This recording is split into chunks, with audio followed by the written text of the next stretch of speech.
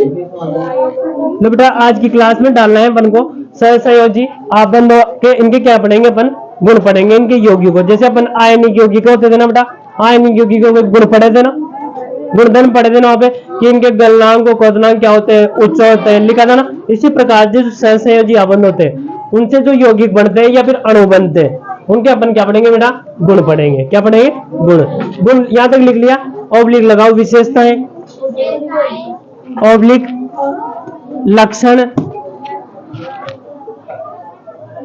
लक्षण ऑब्लिक गुणधर्म, बस।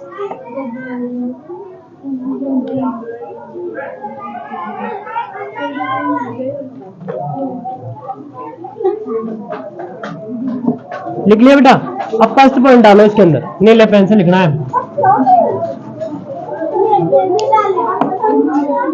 लिखना है अपन को, गुणधर्म तो लिखना है। लिखो फर्स्ट पॉइंट, इनके यौगिक, इनके यौगिक, इनके यौगिक विद्युत के, विद्युत के, इनके यौगिक विद्युत के कुचालक होते हैं। इनके यौगिक विद्युत के कुचालक होते हैं। अब इधर देखो बेटा, वो क्वेश्चन पूछ ले कि सहसंयोजी आबंध वाले अणुओं के गुण लिखिए, फिर तुम क्या लिखोगे कि इनके यौगिक नहीं लिखना है, फिर क्या लिखना है, इनके अणु क्या होते हैं, विद्युत के कुचालक होते हैं। आ गया समझ में, इसका मतलब ये।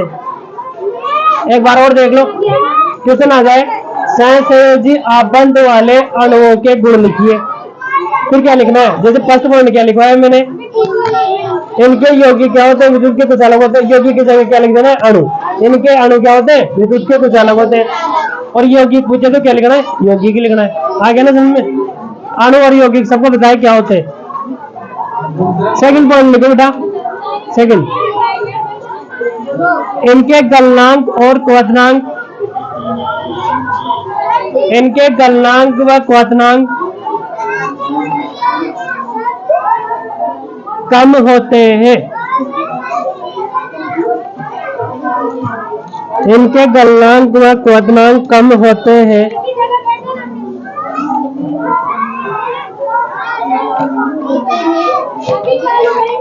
रुक जाओ बेटा, थर्ड पॉइंट डालो, थर्ड पॉइंट डालो, थर्ड।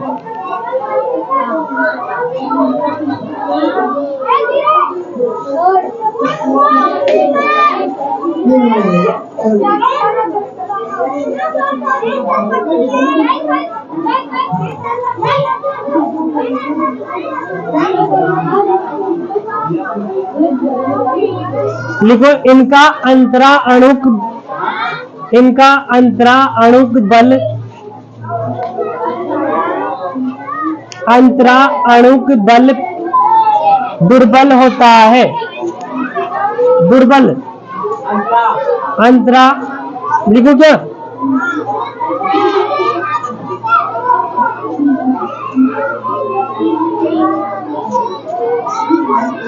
अंतरा अणुक बल दुर्बल होता है।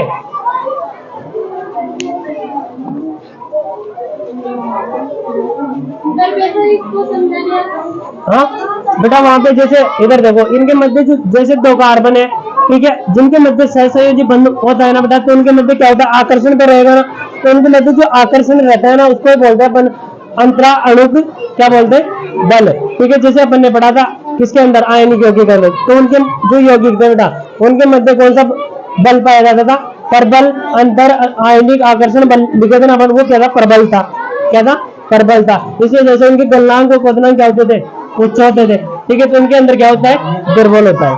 क्या होता है, दुर्बल। ठीक है, ये 3 पॉइंट याद रखना है बेटा। अब डालना है तुम्हारे को बी पॉइंट ग्रीन पेन से।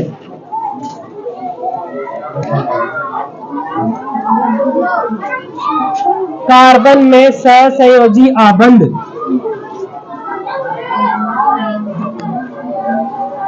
कार्बन में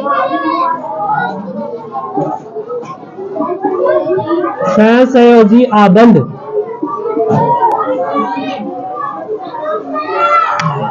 इसमें लिखो बेटा नीचे से।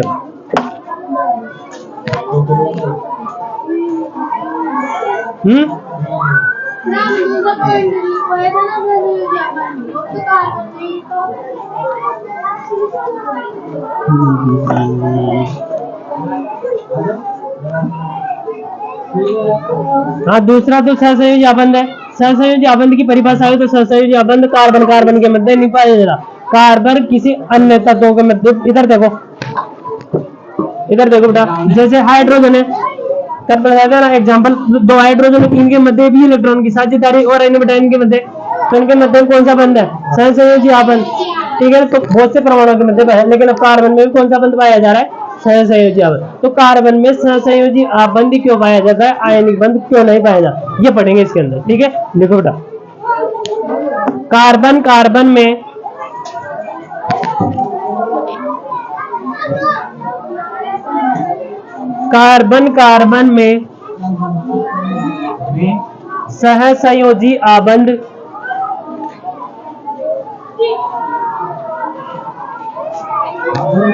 सहसंयोजी आबंध होता है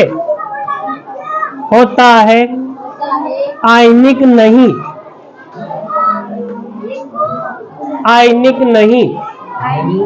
क्योंकि अब स्पष्ट कारण लिखना है। स्पष्ट कारण लिखो बेटा, ऐसे डाल लो स्पष्ट, क्योंकि स्पष्ट लिखो। इसमें लिखो कार्बन 4 इलेक्ट्रॉन प्राप्त कर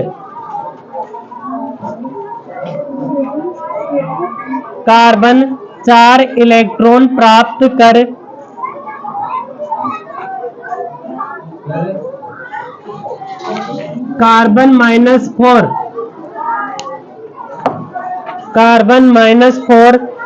ऋणायन बना सकता है। कार्बन -4 ऋणायन बना सकता है। इलेक्ट्रॉन प्राप्त कर, ये इधर देखो, ये कार्बन -4 ऋणायन बना सकता है, लिख लिया, बना सकता है। लेकिन 6 प्रोटॉन वाले नाभिक के लिए 6 प्रोटॉन वाले नाभिक के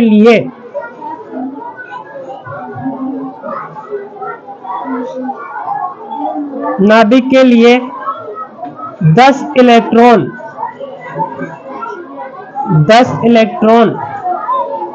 अर्थात 4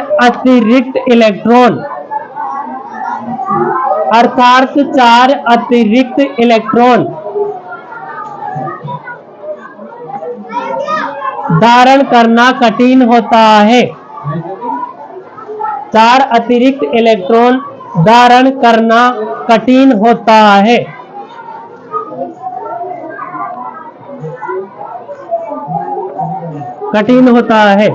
अब मेरी बात सुनो बेटा,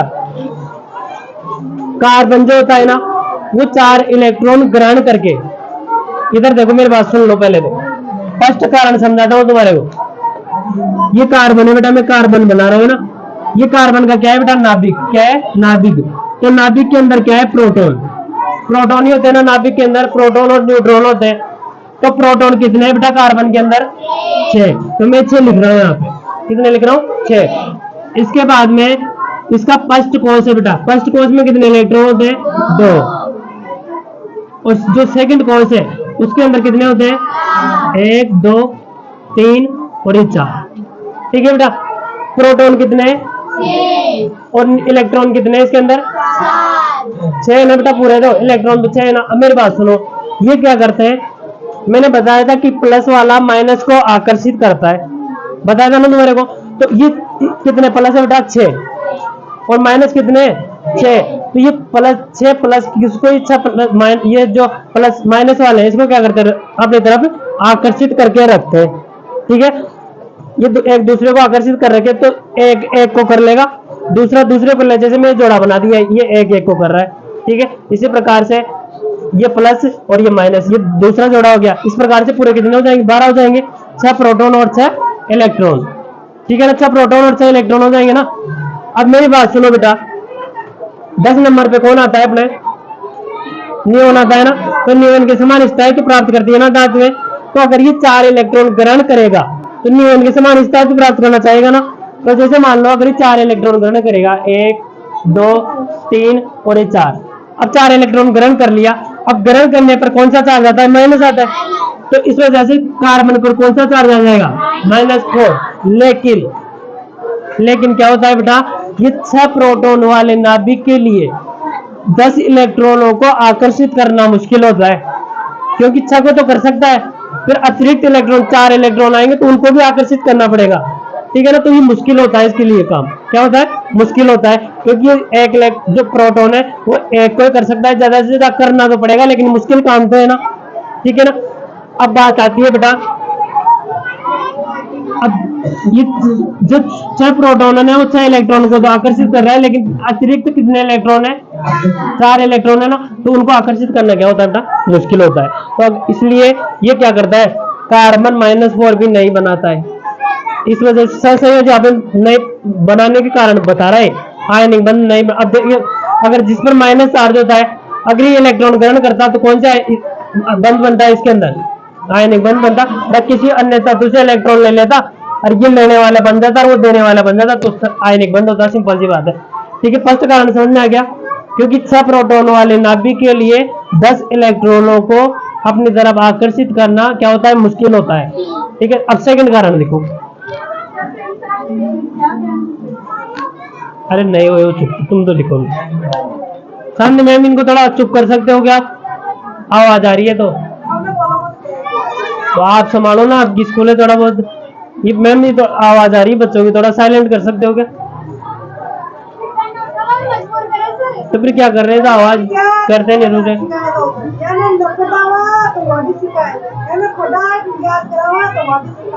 मैम कैमरे में आ रहे हो, थोड़ा धीरे बोलो, आवाज जा रही है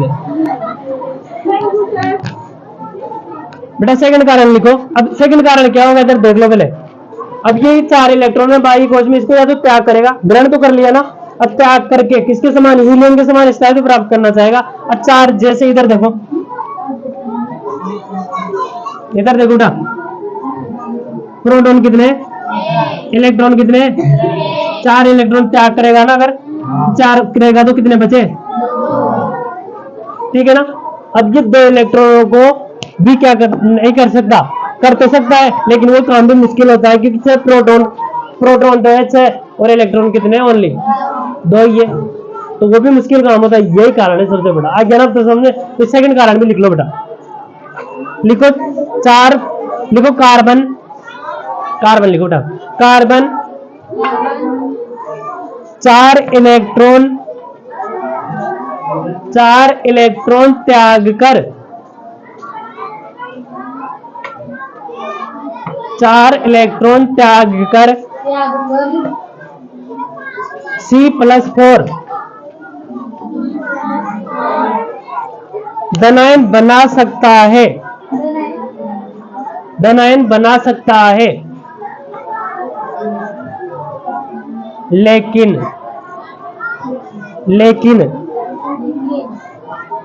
इसके लिए अधिक ऊर्जा की आवश्यकता होगी, इसके लिए अधिक ऊर्जा की आवश्यकता होगी।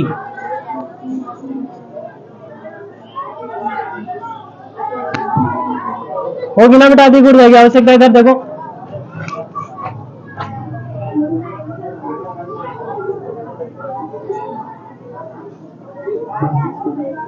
छह प्रोटॉन, अब ये 6 के 6 इलेक्ट्रॉनों को आकर्षित कर रखे हैं अपनी तरफ।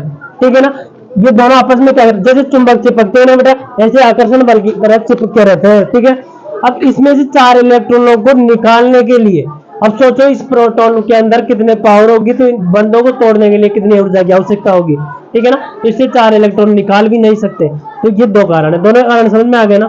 ठीक है, अब फर्स्ट कारण तो क्या था बेटा,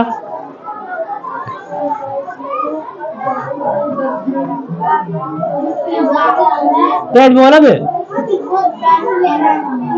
लो इधर देखो बेटा, मैं समझा रहा हूं।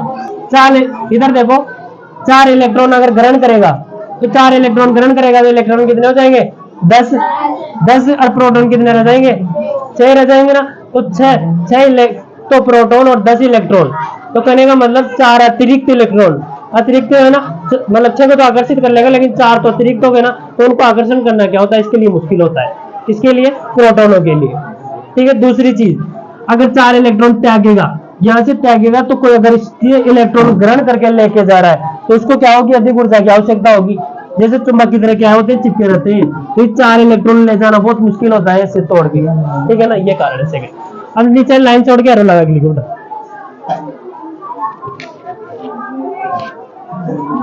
लिखो अतः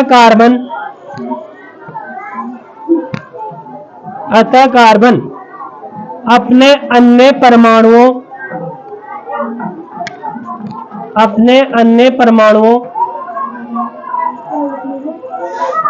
या तत्वों या अन्य, ऐसे लिख लो, या अन्य तत्वों, परमाणुओं या अन्य तत्वों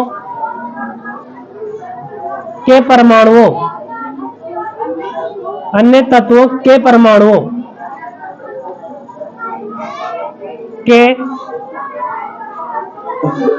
के संयोजी इलेक्ट्रॉन सब जानते हैं ना, संयोजी कोश में उपस्थित इलेक्ट्रॉन क्या कहलाते हैं बेटा? संयोजी इलेक्ट्रॉन। संयोजी इलेक्ट्रॉन के साथ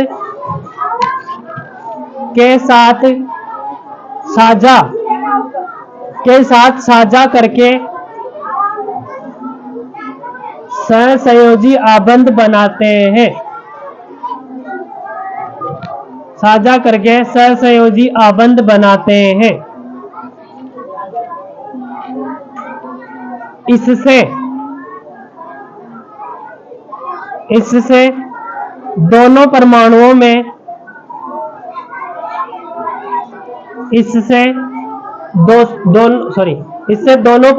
में उत्कृष्ट गैस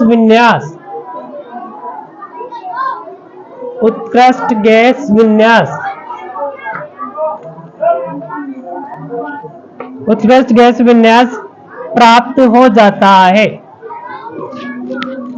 है। देखो कोई भी जो परमाणु होता है ना बेटा, वो उत्कृष्ट विन्यास प्राप्त करने के बाद किसी अन्य तत्व से क्रिया नहीं करेगा, पहली चीज। ठीक है।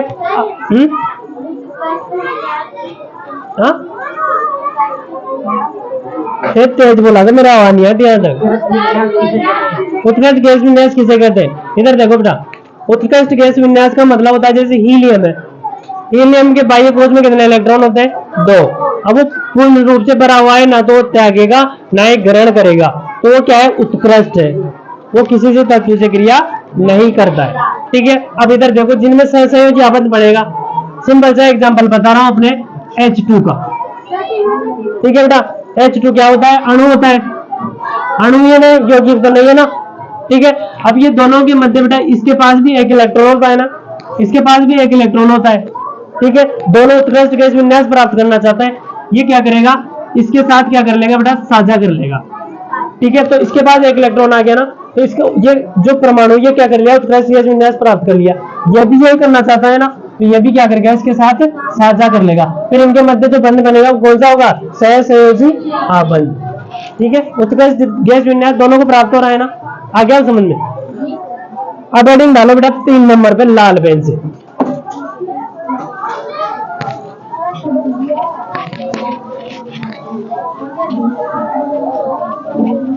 कौन सी डालोगे? इलेक्ट्रॉन बिंदु संरचना।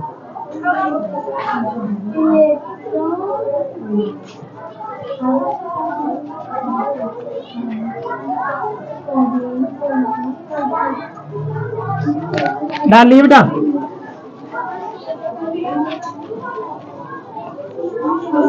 अब मैं परिभाषा लिखवा रहा हूं, इसकी लिखो, पहले वापस लिख लो। दूसरी लिखो, किसी परमाणु के संयोजी कोश में उपस्थित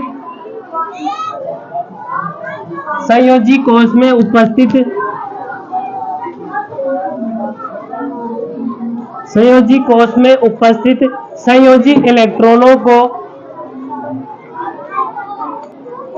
संयोजी कोश में उपस्थित संयोजी इलेक्ट्रॉनों को डॉट ब्रैकेट में बिंदु लिखो, डॉट ब्रैकेट में बिंदु लिख लो, या क्रॉस से दर्शाने की प्रक्रिया, मेरे को दर्शाने की प्रक्रिया इलेक्ट्रॉन बिंदु संरचना कहलाती है, कहलाती है। लो इधर देखो, परिभाषा लिख ली ना। अब मेरी बात सुनो, इसके अंदर तुम्हारे को फर्स्ट उदाहरण डाल के, फर्स्ट उदाहरण मत डालो, आप जैसे करो, ये ब्लैक पेन से डाला है ना, रेड से डाला है ना, तो इसके अंदर फर्स्ट ए पॉइंट ही डाल लो ग्रीन पेन से।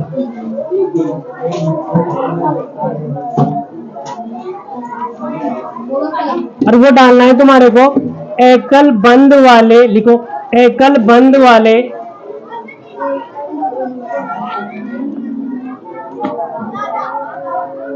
एकल बंद वाले अणु या, लिखो अणु या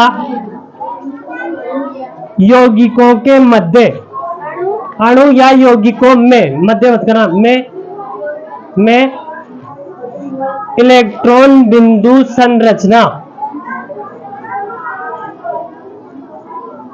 इलेक्ट्रॉन बिंदु संरचना।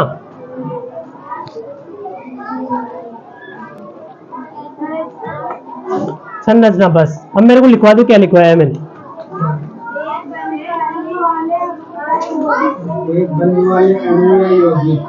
एक बंद वाले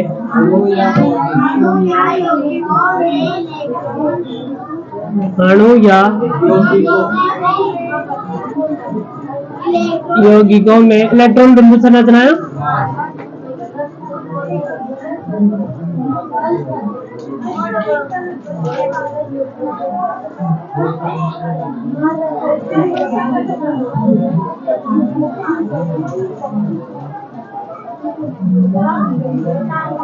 इधर देखो बेटा, अब अपन क्या पढ़ेंगे, जिनके मध्य एकल बंद है उनकी इलेक्ट्रॉन बिंदु संरचना बनाना सीखेंगे, ठीक है ना। अब एकल बंद के अंदर अब एक एक एग्जांपल करते हुए चलते हैं अपन, ठीक है। तो फर्स्ट एग्जांपल डालो, अन्य लेवल से डालना है। लिखो उदाहरण नंबर 1। हाँ, उदाहरण नंबर 1।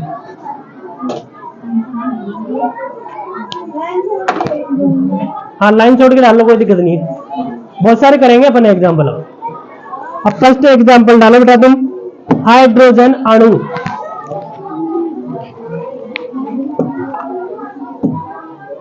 हाइड्रोजन अणु,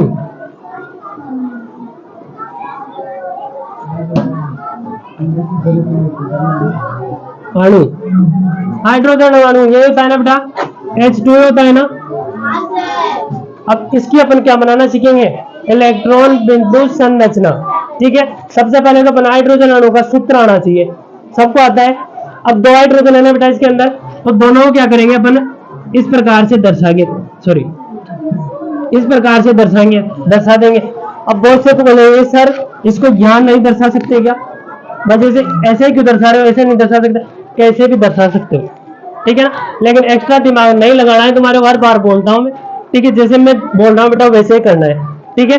अब इधर देखो, मैं दो हाइड्रोजन दोनों दर्शा दिया है बेटा। ये दर्शाने के बाद अब ये क्या करेंगे, इलेक्ट्रॉन बिंदु संरचना बनानी है, तो एक हाइड्रोजन को लेंगे अपन। ये एक हाइड्रोजन है, इसके संयोजी कोश में कितने इलेक्ट्रॉन है बेटा, तो वही जो संयोजी इलेक्ट्रॉन है उसको किसके रूप में दर्शाएंगे, डॉट के रूप में या क्रॉस के रूप में। अब ये डॉट के रूप में दर्शा रहा हूं बेटा, मैं यहाँ पे दर्शा दिया।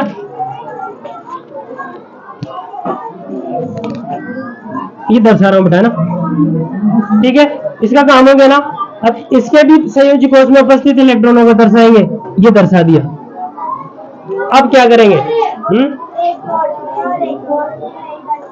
हाँ कोई बात नहीं, अगर जैसे मान लो बेटा वो जब दर्शाएंगे अपन कि अगर दोनों ही परमाणु क्या हो, अलग अलग हो, तब दर्शाना है। दर्शा भी सकते हैं लेकिन दोनों अलग अलग हो तब दर्शाना है, सबसे बेस्ट तो वही रहेगा। जैसे अभी यहाँ पर क्या होता है बेटा, यहाँ पर कार्बन होता है, तो कार्बन वाले को किससे दर्शाते थे, या क्रॉस से दर्शाते या डॉट से, ताकि उससे अपन को पता चल जाता है कि क्रॉस वाले तो कार्बन के और डॉट से दर्शा रहे तो ये हाइड्रोजन के, ऐसे पता चल जाता है। ठीक है ना, बस ये दो से इस वजह से। तो इसमें तो अपन दोनों समान है, तो दोनों समान दर्शा रहे हैं। अब इधर देखो, फिर क्या करेंगे, उत्कृष्ट गैस विन्यास प्राप्त करेंगे। उत्कृष्ट गैस विन्यास प्राप्त करने के लिए बेटा इस प्रकार से गोला बनाएंगे। तो इस जो ये वाला हाइड्रोजन है बेटा, ये उत्कृष्ट गैस विन्यास प्राप्त कर लिया ना, किसके समान, हीलियम के समान। फिर इसका भी किसके समान, हीलियम के। ये क्या होगा, इसकी इलेक्ट्रॉन बिंदु संरचना किसकी हो गई बेटा, हाइड्रोजन अणु की। ठीक है, इधर देखो, अगर इन दोनों के मध्य बंध पूछे कि हाइड्रोजन अणु के अंदर कौन सा बंध होता है, तो एक एक इलेक्ट्रॉन का सहसंयोजी बंध होता है, एकल बंध होता है, द्विबंध होता है, त्रिबंध होता है। बताओ, एकल बंध होता है, क्यों, क्योंकि एक इलेक्ट्रॉन का क्या हो रहा है, साझा हो रहा है। तो इस प्रकार से लिख सकता हूं क्या मैं, एकल बंध है। ठीक है, इधर देखो बेटा, इस प्रकार से दोनों आपस में सहसंयोजी बनाकर क्या बना लिए, H2 अणु। ठीक है, तो ये जो H2 बना है किसके समान है, हीलियम के समान। आ गया ना समझ में।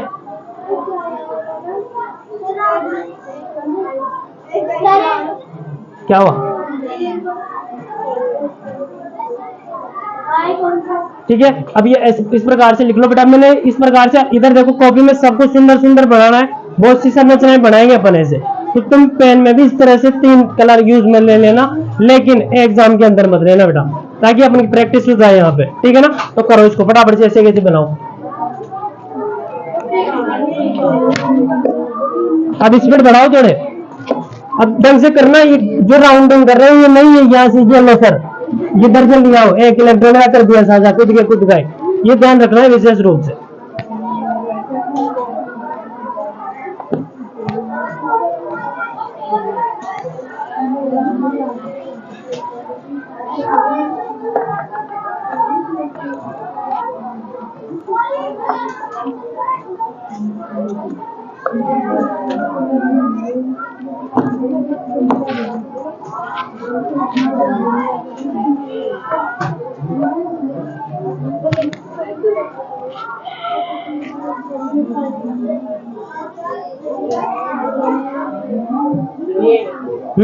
के समान ये नीचे लिख लो ना बेटा, नीचे लिख लो तुम लोग।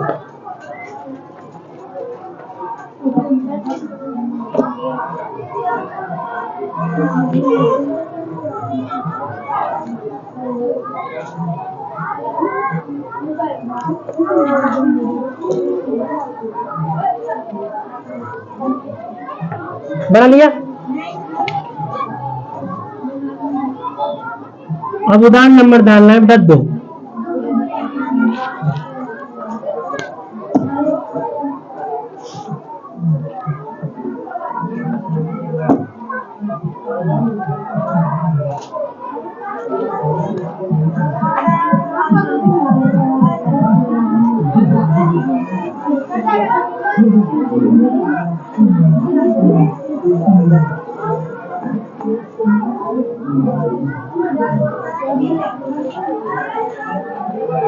बना लिया ना।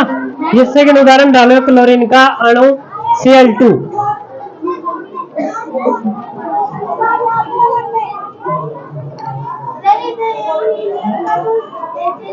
नीचे लिख ले, नीचे।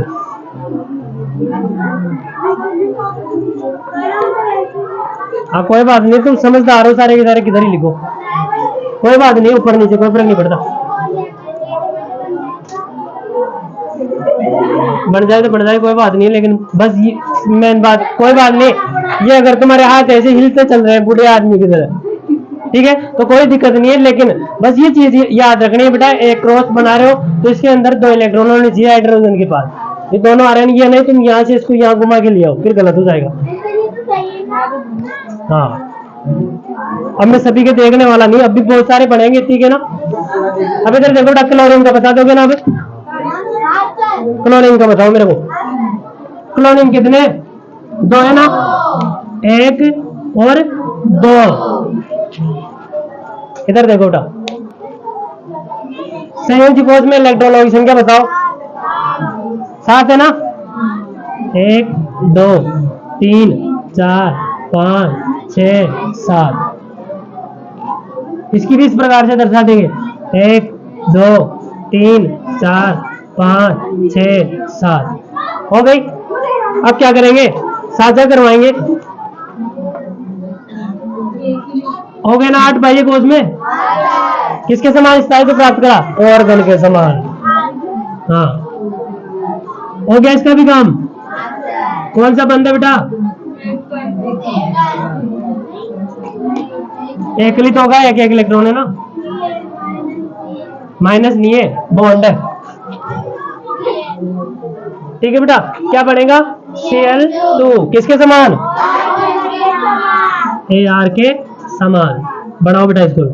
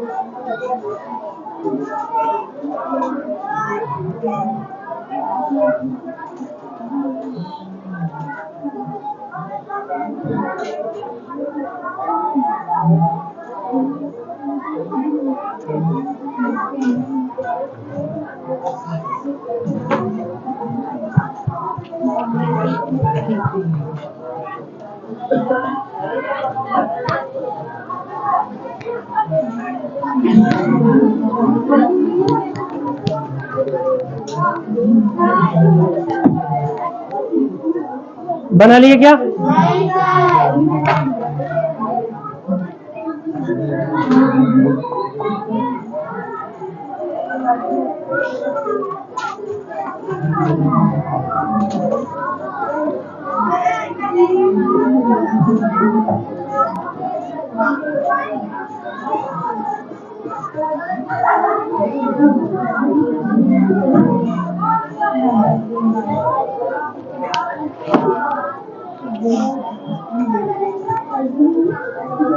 तीसरा डालो बेटा, जल के यौगिक में। जल का यौगिक क्या होता है, अणु होता है।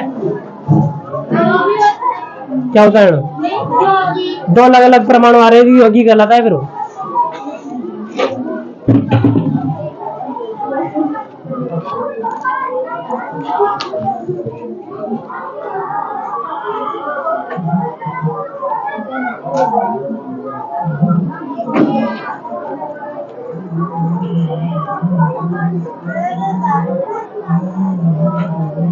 उतार लिया। तो इसको समझो बेटा, इधर देखो, ऑक्सीजन कितने, हाइड्रोजन कितने, ऑक्सीजन 2 हाइड्रोजन। समझ लो पहले, फिर मैं तुम्हारे सारे डाउट क्लियर कर दूंगा। ठीक है बेटा, सबसे पहले अपन क्या करेंगे, अब ये अलग अलग आ गया ना बेटा, यहाँ पे ऑक्सीजन है, यहाँ पे हाइड्रोजन है, तो दो अलग अलग परमाणु है, तो एक को क्रॉस से दर्शा देंगे और एक को डॉट से दर्शा देंगे। तो इधर देखो बेटा, इसको तो अपन जो हाइड्रोजन वाला बाह्य कोश में कितने इलेक्ट्रॉन होते, संयुक्त कोश में 1, और इसके ये 1। हाइड्रोजन तो दोनों फ्री हो गए ना। अब किसका दर्शा है, ऑक्सीजन के बाह्य कोश में कितने होते हैं, 1 2 क्रॉस 1 2 3 4 5 6। ठीक है, अब इधर देखो बेटा, क्या बनाएंगे, साझा करवाएंगे। हाइड्रोजन का लेता है सबसे पहले नंबर, 2 इलेक्ट्रॉन चाहिए ना, हो गया काम। इधर वाले का कर लेते हैं, हो गया काम।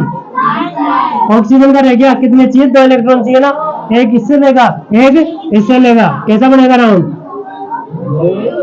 आया समझ में।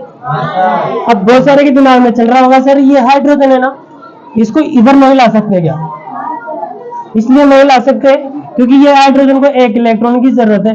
ठीक है, तो फिर ये इसके साथ कैसे जुड़ेगा, ठीक है ना, ये तो 1 इलेक्ट्रॉन दे सकता है, 1 ही ले सकता है ना, लेकिन ये 2 इलेक्ट्रॉन दे भी सकता है और ले भी सकता है। इस वजह से दोनों किसके साथ जुड़ेंगे, ऑक्सीजन के साथ। ठीक है ना बेटा, अब इधर देखो क्या बनेगा, बताओ, H O यही बनेगा ना, एकलबंदी है ना दोनों के बीच में, क्या बन जाएगा? अक्सर किसके समान स्थायित्व प्राप्त करे? बताओ बताओ किसके समान स्थायित्व प्राप्त करे? अब इसमें लिखना पड़ेगा अपन को बेटा, इधर देखो, जो हाइड्रोजन है ना वो तो किसके समान, हीलियम के समान स्थायित्व प्राप्त कर रहा है, और ऑक्सीजन किसके समान, ऑर्गन सॉरी नियोन के समान। ठीक है, तो इधर लिख लो ऑक्सीजन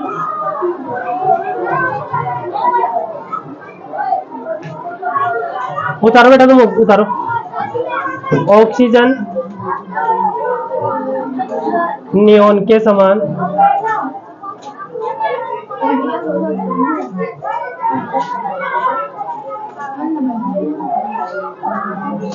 तथा हाइड्रोजन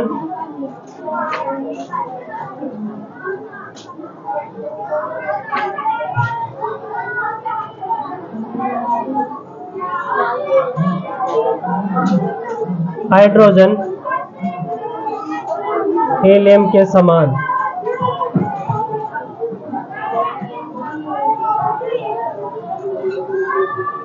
स्थायित्व प्राप्त करता है।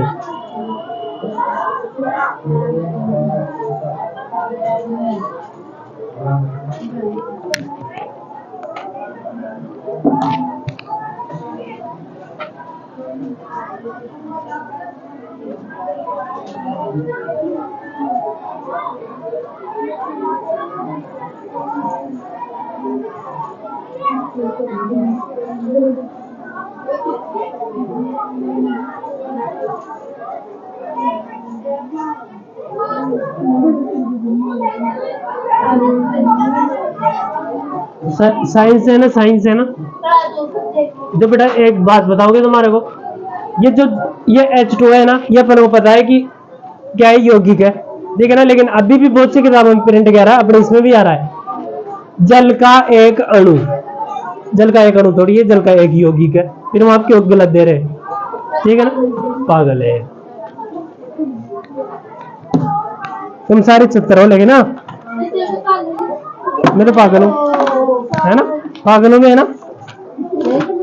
नहीं, ये रोहित तो बोलता है डेली।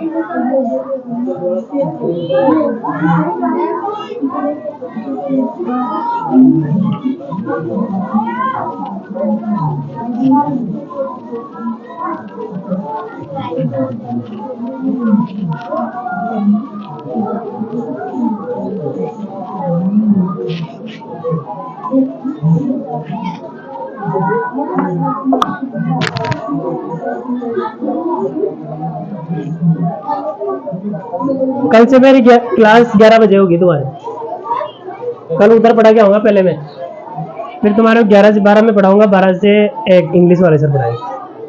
फिर पेपर कब से तुम्हारे? 1 बजे से। 1 से नहीं है, 1:30 से हो गया तो 1:15 से होगा। हाँ हाँ, 1:15 से तो है ना। अब एग्जाम्पल नंबर 4 बेटा, उदाहरण नंबर 4 उधर पढ़ा के आऊंगा पहले, उनकी क्लास लगवाएंगे वहां पे। अब किसका बनाइए? अमोनिया।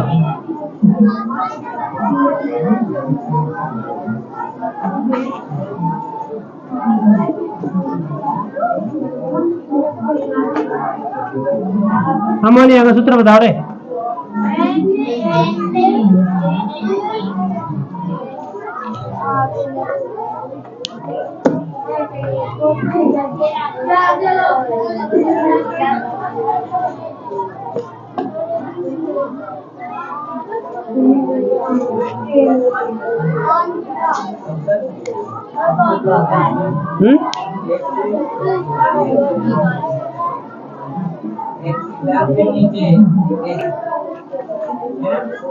किधर भी दर्शा सकते हैं, लेकिन हाइड्रोजन के पास हाइड्रोजन से बॉन्डिंग नहीं करवानी, क्योंकि हाइड्रोजन एक के साथ ही कर सकता है, किसी के साथ। हाँ, इधर दो आजू बाजू में नीचे ऊपर। अभी तुम बताओ मेरे कैसे जमाओ बताओ। सर पहले एच लिखो क्या? एन लिखो, इधर लिखो इधर लिखो।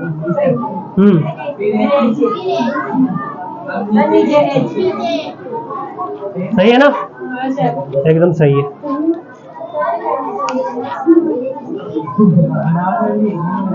अब बताओ बेटा, हाइड्रोजन के दो, इसका बताओ कितने होते हैं पहिए कोश में, संयोजी कोश में? 1 2 3 4 5। हाइड्रोजन को बनाएंगे सबसे पहले ना।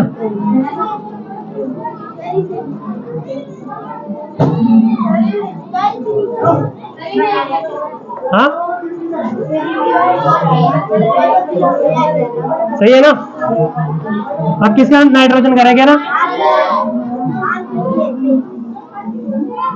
3 इलेक्ट्रॉन की जरूरत है ना, 8 हो जाएंगे बस, बन गया। आगे क्या? सर एक मिनट बस। इधर देखो बेटा कैसे लिखेंगे, इधर जैसे बनाया वैसे लिखना पड़ेगा। H H H, इधर क्या लिख लोगे? NH। अब नीचे लिख लोगे क्या तुम? हाइड्रोजन किसके समान? हीलियम के समान, और ये नियोन के समान। नियोन के समान तो करेगा ना, नियोन के समान, सेम ये लिख लो। बस यहाँ पर हाइड्रोजन नियोन की जगह क्या लिखना है? नाइट्रोजन।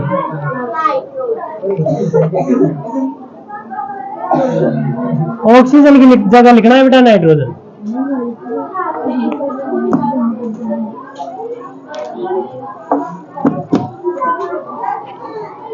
कल अपन पढ़ेंगे दो इलेक्ट्रॉन का जो साझा करते हैं उन वैसे एक इलेक्ट्रॉनिक विन्यास। ठीक है, आज की क्लास को अपन यही समाप्त करते हैं बेटा, और मिलेंगे नेक्स्ट क्लास में।